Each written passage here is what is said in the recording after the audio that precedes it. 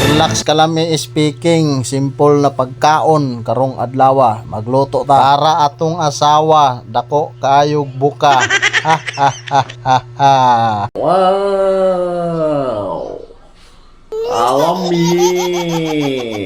Hello mga kalami, karon kay magluto tagsudan nga simple, durable ug ready to mingle. Simple ra kay ni nga putahe mga kalami. Ang tawag na ko ani nga putahe kay simi chicken curry. Dali ra kay na mga kalami kay maghiwa ra ka diya og patatas, carrots ug mga panakot like sibuyas, bawang, luya ug atsal mga kalami.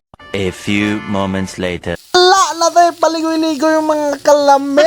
Magsugod na ta og isa na tug una ang mga panakot tanan dayon. Irunod na po nako ang manok kay mao ra man gyapon, isa ra man gyapon padulngan ana sa kalaha ra gyapon tanan. Ako na dayon na siyang gibutangan mga kalami no og curry powder kay mao nang inaanan na siyang color. Pero gamay ra ang gibutang mga kalami kay di ko ganahan kay nang sobra kayo kadilaw. Ako na po dayon gilunod dia ang patatas ug karot mga kalami para sabay na to sila mamikos-mikos.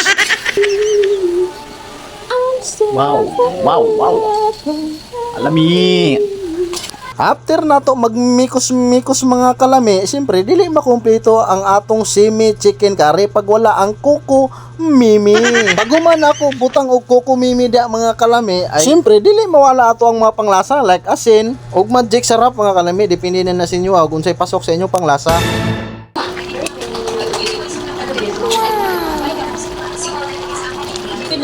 Wala na dagang istorya, kao na. Yummy.